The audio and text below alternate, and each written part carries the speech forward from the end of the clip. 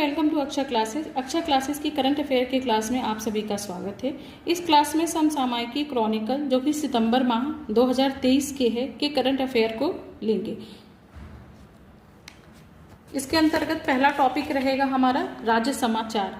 राज्य समाचार के अंतर्गत स्टेट से रिलेटेड जितने भी करंट अफेयर्स होते हैं उसको हम इसमें देखेंगे। ठीक है, हमारा पहला स्टेट है बिहार। इसके अंतर्गत देखते हैं पहला टॉपिक क्या है। कोविड महामारी के बाद अर्थव्यवस्था को पुनः सही करने वाले शीर्ष राज्यों में बिहार। तो यह रिपोर्ट किसने जारी की है, पहले तो यही हम देख लेते हैं। तो यह रिपोर्ट आपकी जारी की है नियंत्रक और महालेखा परीक्षक ने यह रिपोर्ट जारी की है। भारत के नियंत्रक और महालेखा परीक्षक की रिपोर्ट में कोविड महामारी के बाद अपनी अर्थव्यवस्था को फिर से जीवित करने वाले देश के 10 शीर्ष राज्यों में बिहार तीसरे स्थान पे है। तो हमारे एग्जाम के पॉइंट ऑफ व्यू से क्या इंपॉर्टेंट हो जाता है कि बिहार किस नंबर पे है, तो बिहार तीसरे नंबर पे है। एक और कुछ चीज इसमें से निकल कर आती है नियंत्रक और महालेखा परीक्षक। इसके बारे में कुछ जानकारी हम देख लेते हैं नियंत्रक और महालेखा परीक्षक के बारे में। तो पहला है आपका यह किस आर्टिकल के अंतर्गत आता है, तो यह आर्टिकल 148 के अंतर्गत आता है। सेकंड चीज है कि यह इसका नामांकन कौन करता है। इसका नामांकन आपके कौन करते हैं, प्रधानमंत्री जी करते हैं। इसको नियुक्त कौन करता है, वो है आपके राष्ट्रपति। और इनका टाइम पीरियड कितना होता है, इनका टाइम पीरियड होता है 6 ईयर या 65 ईयर। वर्तमान में आपके CAG कौन है, वर्तमान में है आपके CAG हैं गिरीश चंद्र मुर्मू जी हैं। ये किस नंबर पे हैं, ये 14वें नंबर पे हैं। तो इससे आपके 3 से 4 क्वेश्चन इसमें से निकल कर आते हैं।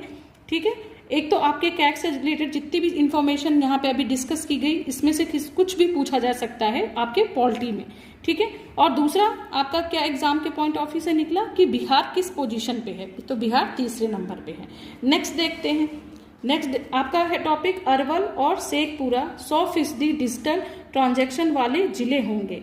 तो यह कहाँ पे, अरवल और शेखपुरा यह कहाँ है आपका बिहार में। बिहार में जहानाबाद जिले के बाद अब अरवल और शेखपुरा भी 100% डिजिटल ट्रांजैक्शन वाले जिले बनने जा रहे हैं। तो देख लेते हैं कि ये कहाँ पड़ते हैं। ये आपका कुछ बिहार का मैप है जिसमें क्या बोलते हैं, यहाँ पे ये आपका पटना हो गया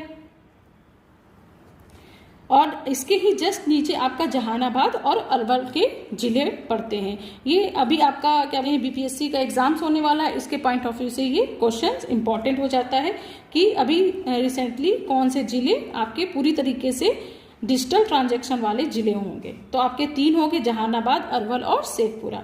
नेक्स्ट टॉपिक देखते हैं। बिहार में जैविक कॉरिडोर योजना की अवधि बढ़ी। तो बिहार में कितने जिलों में, ये सबसे पहले तो ये जान लेंगे कि यह कितने जिलों में चली। तो यह 13 जिलों में चली। ठीक है, इसका विस्तार हो गया है। कब से कब तक हो गया है ये इसका विस्तार, ये 2025 तक इसका विस्तार हो गया है। पूर्व में यह अवधि कितनी थी, 2022 से 23 थी। ठीक है, बस इसमें इतना ही देखना है हमें। नेक्स्ट देखते हैं आपका टॉपिक क्या है। नेक्स्ट टॉपिक है आपका बिहार के विभिन्न औद्योगिक क्षेत्रों में 2 करोड़ से अधिक के 19 निवेश प्रस्तावों को मंजूरी दी गई। ठीक है, तो निवेश को प्रोत्साहन करने के लिए बिहार के विभिन्न औद्योगिक क्षेत्रों में 9 जुलाई 2023 को 2 करोड़ से अधिक के 19 निवेश प्रस्तावों को मंजूरी दी है। तो एग्जाम के पॉइंट ऑफ व्यू से क्या इंपॉर्टेंट हो जाएगा, कितने निवेश प्रस्तावों को मंजूरी दी गई है, तो वह 19 निवेश प्रस्तावों को मंजूरी दी गई है। नेक्स्ट टॉपिक देखते हैं हम।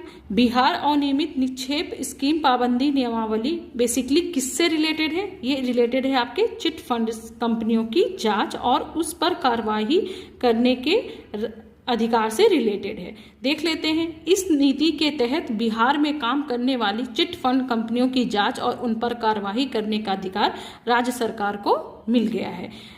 ठीक है, राज्य सरकार को उनकी संपत्ति जब्त करने और बेचने की सभी प्रक्रिया इस नियमावली के तहत अपनाई जाएगी। यह कानून भारत सरकार द्वारा तैयार और अधिसूचित है जिसे राज्य सरकार ने अंगीकार किया है। नेक्स्ट टॉपिक देखते हैं। हमारा नेक्स्ट टॉपिक है बिहार बायोफ्यूल उत्पाद प्रोत्साहन नीति 2023 को मिली स्वीकृति। इसके अंतर्गत देखते हैं बिहार राज्य मंत्रिपरिषद की बैठक में 4 जुलाई 2023 को बिहार बायोफ्यूल उत्पाद प्रोत्साहन नीति को मंजूरी दी गई है। नीति के अंतर्गत बिहार सरकार राज्य में बायोफ्यूल उत्पादन के लिए प्लांट लगाने वालों को प्लांट एवं मशीनरी की लागत का 15% अनुदान देगी। यह अनुदान अधिकतम 5 करोड़ तक होगा। बायोफ्यूल के उपयोग से पर्यावरण प्रदूषण कम होगा और किसानों को गन्ना एवं अनाज उत्पादन का शीघ्र भुगतान प्राप्त हो सकेगा। राज्य निवेश प्रोत्साहन पार्षद द्वारा 59 इकाइयों को पहले चरण में स्वीकृति दी गई है। नेक्स्ट टॉपिक लेते हैं, नीतीश कुमार के जीवन पर लिखी किताब का लोकार्पण। बिहार के पूर्व मुख्यमंत्री लालू प्रसाद यादव ने 3 जुलाई 2023 को मुख्यमंत्री नीतीश कुमार की जीवनी पर लिखी किताब नीतीश कुमार अतरंग दोस्तों की नजर से का लोकार्पण किया। इस किताब के लेखक बिहार राज्य आपदा प्रबंधन प्राधिकरण के उपाध्यक्ष कौन है? आपके उदयकांत जी हैं। इस पुस्तक की रॉयल्टी किसको दी जाएगी? जो दिव्यांग लोग होते हैं, इस पुस्तक की रॉयल्टी दिव्यांगों पर खर्च करने की घोषणा की गई है। तो एग्जाम के पॉइंट ऑफ व्यू से इसमें क्या इंपॉर्टेंट हो जाएगा? यह पुस्तक किसने लिखी? उदयकांत ने लिखी। और बिहार पीसीएस में जनरली ये भी पूछ लेता है कि इस किताब का लोकार्पण किसने किया, तो इस किताब का लोकार्पण किया था आपका लालू प्रसाद यादव जी ने किया था। नेक्स्ट टॉपिक देखते हैं, पटना के मरीन ड्राइव की तर्ज पर बागमती के तट को विकसित किया जाएगा। पटना में गंगा नदी के किनारे बने मरीन ड्राइव की तर्ज पर दरभंगा में भी बागमती के किनारे को विकसित किया जाएगा। ठीक है। नेक्स्ट टॉपिक है आपका, पटना में बन रहा है देश का सबसे बड़ा हड्डी अस्पताल। हड्डियों के लिए पटना में देश के दूसरे सबसे बड़े हड्डी अस्पताल का निर्माण शुरू हो गया है। ये कितने बेड का है? ये 400 बेड का है। यह राज्य का पहला और देश का दूसरा सबसे बड़ा हड्डी और स्पाइन अस्पताल होगा। हड्डी और स्पाइन के लिए देश में सबसे बड़ा अस्पताल कहाँ पर है आपका? ये है आपका हरियाणा में, हरियाणा के गुड़गांव में है।